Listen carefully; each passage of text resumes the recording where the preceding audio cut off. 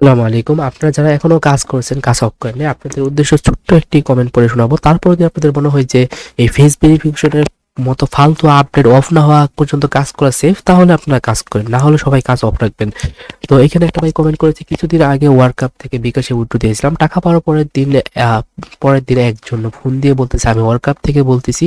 এরপর সাপোর্টে এসএমএস দিলাম যে ওয়ার্ল্ড কাপের লোক ফোন দিছে নাকি, তারা বলল যে এগুলো হলো স্ক্যামার, তারা কোনোদিন ফোন দেয় না। এখন কথা হইলো আমি টাকা উইথড্র দিছি, আর কোন নাম্বারে উইথড্র দিছি এইটা জানে শুধু ওয়ার্ল্ড কাপের এডমিন আর আমি। স্ক্যামার কেমনে জানলো যে আমি এই নাম্বারে আগের দিন টাকা উইথড্র দিছি? নিশ্চয়ই অ্যাডমিনের লোক টাকার লোভে ইনফরমেশন লিক করছে, আর না হয় ওই শালাই ফোন দিছে।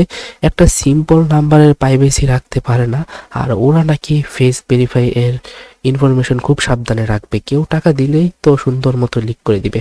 এখন আপনারা কি মনে হয় যে ফেস ভেরিফিকেশনের মতো গুরুত্বপূর্ণ তথ্য কি তাদের হাতে কি সেফ নাকি সেফ না? যদি সেফ না হয় তাহলে অবশ্যই কাজ বন্ধ রাখবেন এবং প্রত্যেকটা কাজের চ্যানেলে গিয়ে রিপোর্ট মারবেন এবং ভিডিওগুলোতেও রিপোর্ট মারবেন, এবং আমাদের টেলিগ্রাম চ্যানেল লিঙ্ক আছে, সেখানে জয়েন হয়ে প্রতিবাদ জানান।